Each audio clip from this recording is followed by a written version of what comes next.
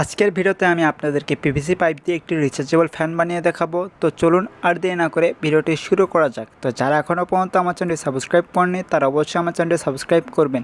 তো ফ্যানটি বানানোর জন্য আমাদের প্রথমে একটি 4 ভোল্টের মোটর লাগবে। এই মোটর আপনারা যে কোনো ইলেকট্রনিক মার্কেটে পেয়ে যাবেন। এরপর একটি পাখা লাগবে। তো মোটরকে পাওয়ার দেওয়ার জন্য আমরা এখানে দুটি লিথিয়াম আয়ন ব্যাটারি ব্যবহার করব। এগুলো 1200 mAh করে, এগুলো আপনারা ইলেকট্রনিক মার্কেটে পেয়ে যাবেন। তো ব্যাটারিকে চার্জ দেওয়ার জন্য আমরা এখানে একটি TP4056 চার্জিং মডেল ব্যবহার করব। এই চার্জিং মডেল দিয়ে আমাদের দুটি ব্যাটারি খুব সহজে চার্জ হয়ে যাবে। তো এবং অন অফ করার জন্য একটি সুইচ লাগবে। এই সকল কম্পোনেন্ট আপনারা একই দোকান থেকে পেয়ে যাবেন। তো আপনাদের এই রিচার্জেবল ফ্যানটি 200 টাকার মধ্যেই তৈরি হয়ে যাবে। তো ফ্যানটির বডি বানানোর জন্য আমি এখানে পিভিসি পাইপ ব্যবহার করব। তো পিভিসি পাইপ বাদে আপনারা যে কোনো প্লাস্টিক বা কার্ডবোর্ডের টুকরো ব্যবহার করতে পারেন। তো আমি পিভিসি পাইপের টুকরো কেটে নিয়েছি। তো আমাদের ফ্যানটির নিচের অংশের মাপ হচ্ছে 70 মিলিমিটার এবং দুটি রাউন্ড পিস কেটে নিয়েছি। একটি হচ্ছে 70 মিলিমিটার এবং একটি হচ্ছে 72 মিলিমিটার। তো ফ্যানটির যে নিচের অংশ রয়েছে তাতে আমি কিছু কার্ভ করে নিয়েছি। এক পাশ হচ্ছে 45 mm আর এক পাশ হচ্ছে আমাদের 35 mm। তো দেখতেই পাচ্ছেন এক পাশ ঢালু রয়েছে এবং এক পাশ উঁচা রয়েছে। তো আমাদের উপরে এবং নিচের অংশের মধ্যে আমরা প্রথমে নিচের অংশটি আঠা দিয়ে আটকে নেব। তো এখানে আপনারা গ্লুগান বা সুপার গ্লু দুটির মধ্যে যে কোনো একটি ব্যবহার করতে পারেন। তো এখন আমরা উপরের অংশে কিছু ছিদ্র করে নেব, যাতে আমাদের যে মোটর যে স্ট্যান্ডের উপর রাখবো তা আমরা আটকাতে পারি, এবং সুইচ এবং চার্জিং মডেলের জন্য কিছু ছিদ্র করে নেব। তো আমি মোটর স্ট্যান্ডের জন্য এখানে 7 ইঞ্চির একটি পাইপ ব্যবহার করছি। এগুলো আপনারা বাসাবাড়িতে বৈদ্যুতিক তার লাগাতে যে পাইপ ব্যবহার করি তা আমি কেটে নিয়েছি 7 ইঞ্চি পরিমাণ করে। তো আমার ছিদ্র করা শেষ। তো এখানে আমি পাইপটি রাখবো এবং সুইচ এবং চার্জিং মডেলের জন্য ছিদ্র করে নিয়েছি। তো পাইপটি আমাদের এই ছিদ্র খুব ভালোভাবে এসে যাচ্ছে।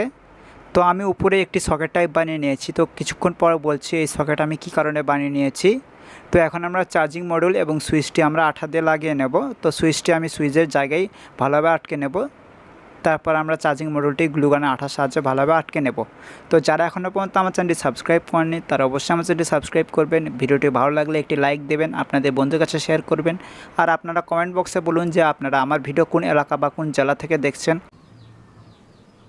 তো আমাদের আঠা দিয়ে লাগানো শেষ। এখন আমরা সুইচ এবং চার্জিং মডিউলের তারগুলো কানেকশন করে নেব। তো এখানে কানেকশন খুবই সহজ, আপনারা ভিডিও দেখে দেখে কানেকশন করে নিতে পারবেন।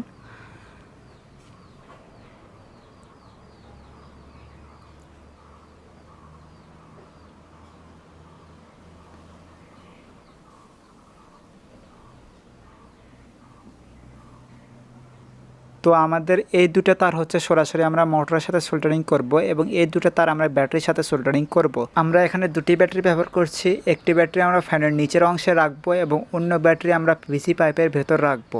তো আপনারা চাইলে দুটি ব্যাটারি এই পিভিসি পাইপের ভেতরে আঠা দিয়ে আটকাতে পারেন, এর ভেতরে অনেক জায়গা রয়েছে। তো আমরা ব্যাটারিগুলোকে সোল্ডারিং করে নেব। তো আমি একটি ব্যাটারি ফ্যানের নিচের অংশের সাথে রাখবো এবং অন্য ব্যাটারি আমরা পাইপের ভিতর রাখবো। তো আমরা ব্যাটারিগুলোকে সোল্ডারিং করে নেব। তো আমার ব্যাটারিগুলো সোল্ডারিং করা শেষ। এখন আমরা সব কিছু আঠা দিয়ে আটকে নেব।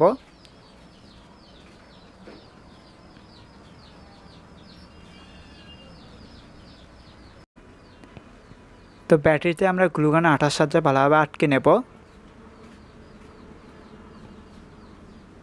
মোটরের তারটি আমরা পিভিসি পাইপের ভেতর দিয়ে বের করে নেব।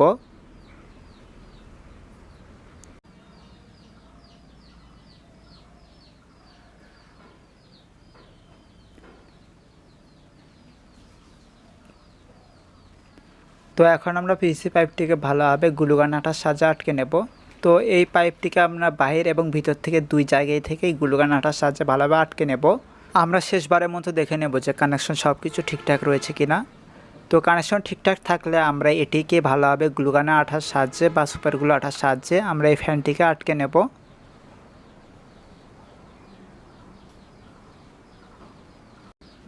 তো আমাদের আটকে নেওয়া শেষ। এখন যদি আমরা এখানে মোটরটি লাগাই, তো এখানে যদি আমরা মোটরটি আঠার মাধ্যমে লাগাই তাহলে মোটরটি ঘোরার সময় আঠাটি গলে যাবে, বা আঠা দিয়ে লাগালেও তা ঠিক মতো লাগবে না। তো এখন আমরা কি করব, এখন আমরা একটি পিভিসি পাইপ নেব এবং পিভিসি পাইপ নিয়ে আমি যেভাবে এলবো টাইপ বানিয়ে নিয়েছি আপনারা ঠিক একইভাবে এলবো টাইপ বানিয়ে নেবেন। তো পিভিসি পাইপকে আপনারা গরম করে এরকম এলবো টাইপ বানিয়ে নেবেন। তো আমরা এই এলবোটি এখন আমরা ফ্যানের উপরের অংশে লাগিয়ে নেব।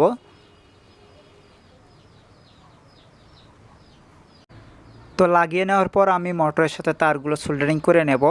তো আপনারা এখানে নেগেটিভ পজিটিভ দেখে তার সোল্ডারিং করবেন। উল্টা হয়ে গেলে আপনাদের মোটর উল্টা ঘুরবে। তো আমাদের তারগুলো সোল্ডারিং করা শেষ। এখন আমরা মোটরটি এই এলবোর ভিতরে ভালোভাবে আটকে নেব। তো এখানে আঠা দেওয়ার কোনো প্রয়োজন নেই, মোটরটি খুব টাইটভাবে এর ভিতর আসছে।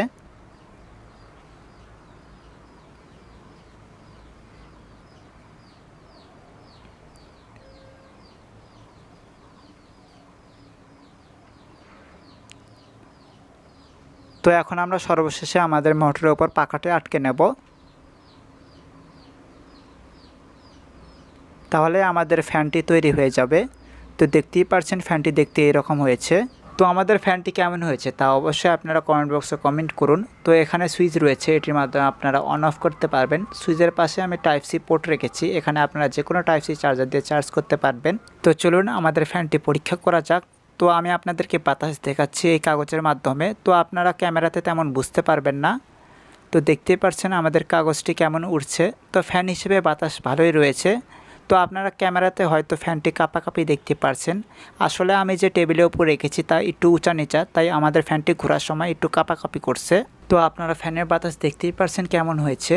তো আজকে ভিডিও এইটুকুই। ফ্যানটি আপনাদের কাছে কেমন লেগেছে তা অবশ্যই কমেন্ট বক্সে কমেন্ট করে জানাবেন। তো দেখা হচ্ছে পরে কোনো ভিডিওতে। ভালো থাকবেন। আল্লাহ হাফেজ।